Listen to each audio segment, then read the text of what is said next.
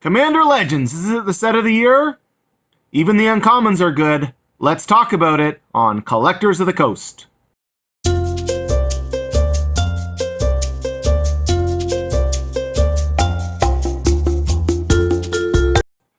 Hi, welcome to Collectors of the Coast. I am Cash, and today we're going to talk about a set of 10 uncommon cards from Commander Legends that's coming out. These are all the multicolored uncommons, and I think some of them are going to have a real big impact on the set. So I want to talk about them and what they're going to do. These cards all really support different decks and color sets. And I thought when I saw them, I thought, geez, a couple of them are really, really strong. So we're going to talk about them. So the first one was Captain Vargas the Wraith. He is a legendary orc pirate. So these guys are all legendary. They could be used as commanders, but I don't think very many people will use them as commanders. Captain Vargas Wraith attacks. Pirates you control get +1/1 till end of turn for each time you cast your commander from the command zone this game. So anyone who is doing a pirate deck, this is a must-have. He is very good. If you you're getting for 2, you're getting potentially +1/1, +2/2, +3/3 on your pirates. Going back to the old days where it was great just to have a card that gave all your stuff +1/1, and this has potential to do even more than that. Of course, he's just a 1/1 if you haven't cast your commander yet, but he's real good. And there's a couple other pirate cards in the set that will really be good for pirate decks. So it is really cool that there's all kinds of support for various kinds of decks in Commander Legends. And this guy is just the start of it. So not my favorite one of them, but because I don't really play pirate decks too much, but he looks pretty sweet. So next one I want to talk about, Hamza, Guardian of Arashan. He is the white and green commander uncommon. He is 4, a white and a green. This spell costs 1 less to cast for each creature you control with a 1/1 counter on it. Creature spells you cast cost 1 less to cast for each creature you control with a 1/1 counter on it. So any white-green counter decks, he is pretty sweet. Helps you really, really put a lot of creatures on the board fast. Maybe some big creatures. Could see getting like a Phantom Nishiba, that 7/7 cat thing on the board with lifelink and stuff for really cheap with a card like this, and really flooding the board and getting lots of stuff on the board. So really sweet card, really interesting. I mean, Elephant Warrior in of itself is interesting. So it is fun that they have all these just different creature support types. You can use it in a warrior deck. You can use it in a you can use it in a elephant deck. I don't know if elephant decks are really a thing, but maybe they will be soon. All right. Kangi Skywarden. So he is definitely a flying support. So if you're having a flying or a bird deck, bird wizard deck, he has great support for that. He has flying vigilance. He is a bird wizard. He costs 3, a white and a blue. When he attacks, attacking creatures with flying get +2/0 till end of turn. So you can see him just winning the game for you. You got a few little birdie guys kicking around that can't be blocked very well. And you can see him doing it. Whenever he blocks, blocking creatures with flying get +0/2 till end of turn. So he's got some utility even as a blocker. So pretty sweet.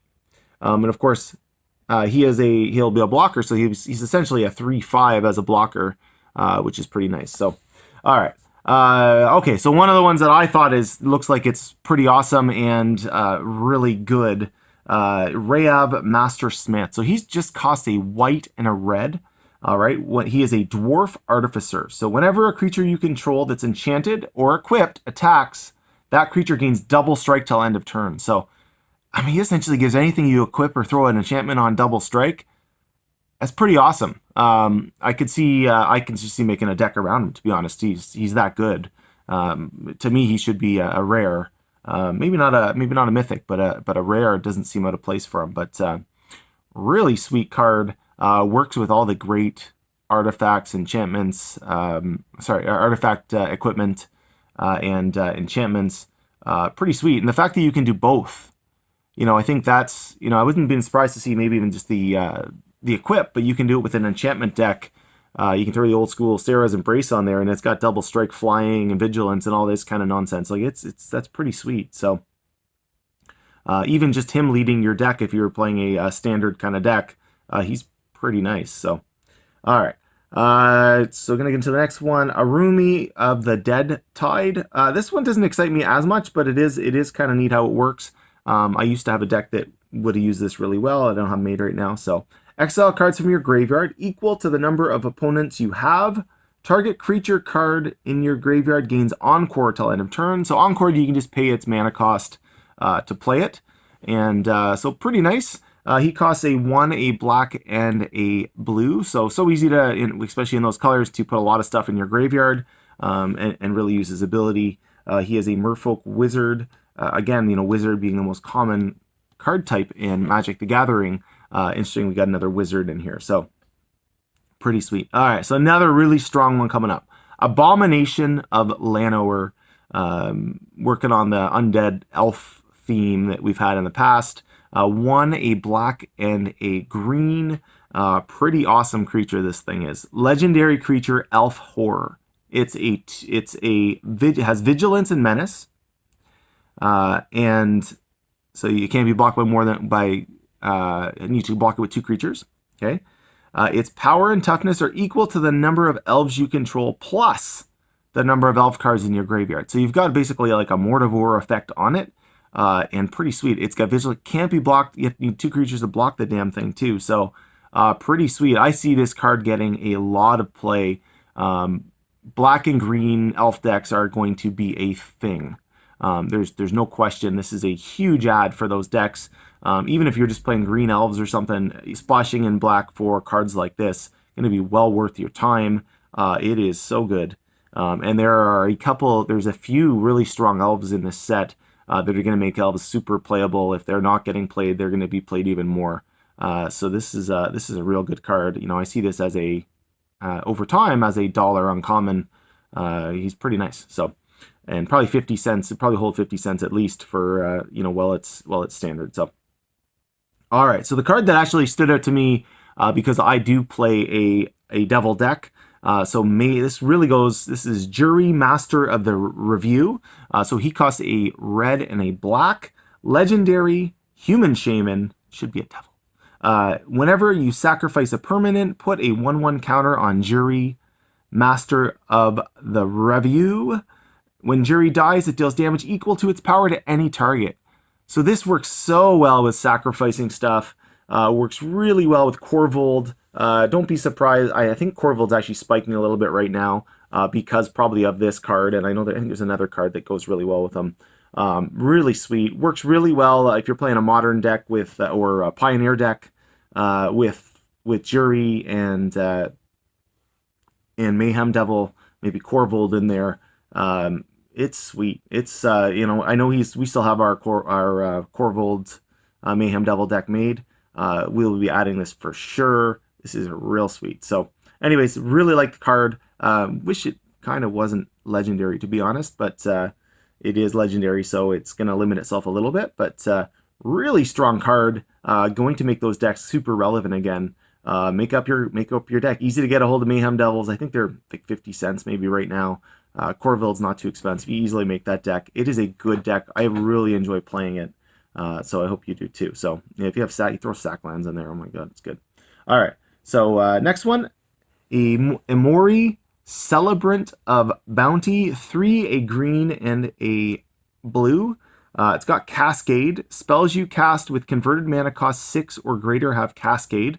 So pretty nice in obviously more of a big mana, kind of big creature deck support. He is a Naga Druid. It's good. You know what? Good card. Doesn't interest me a ton. These decks never really interest me that much, but pretty sweet card. So, all right. Thales Reverent Medium. So this one does interest me a lot. So this is a human cleric, legendary creature. Costs 3 a black and a white. And he is at the beginning of each end step, create X white spirit creature tokens with flying, where X is the number of tokens you created this turn. So works really well with those spirit decks where things, your thing dies and spirits come back. And any kind of token generating deck where you're making soldiers or anything like that where you're making decks. So really like this guy. Bit expensive for 3. I mean, it is a 3/4, but a bit expensive, I think, for the 3 a black and a white, which may hurt its effectiveness a little bit. It feels like if it was 2 a black and a white, we would be really super excited about it. But then I guess it would be a rare or maybe a mythic. But really sweet. The art on it is actually pretty creepy as well, which I really appreciate. So I want to say good on them. She hears every voice from the swirling, whispering mist and swears to tell their stories. So like the whole flavor of the card. It is awesome. All right. And one that I probably won't play it a ton, but one card I really like, the last one, Toya Bearclaw. So Toya Bearclaw, whenever Toya Bearclaw attacks, it gets plus XX till end of turn, where X is the greatest power among other creatures you control. So again, big attacking, gruely kind of creatures where you're smashing your opponent. Love it. Love the flavor of it. He's a human warrior. I wish it was like a bear human or something. But they seem to be going very vanilla sometimes with the creature types in these. At least in this particular case. And I wish it was kind of, I mean, it's very playable as a human warrior, but I wish they threw in some other kind of creature type as well that worked with the colors. But really sweet card. Anyways, really like these uncommon. This uncommon set is really good. There are other great uncommons, like some good reprints and all kinds of stuff going on in the set. But these just stood out to me. I'm looking at it and I haven't heard too many people talking about these particular cards. And sometimes we do, we get excited about those big fancy, funny looking rares and mythics. But these cards looked really sweet. So, yeah, anyways, I hope everyone does enjoy the video. I hope you got something out of this. Everyone, if you are not subscribed, give us a quick subscribe. Maybe throw a like on the video. We appreciate it. We will be doing more of these things. So everyone have a magical day.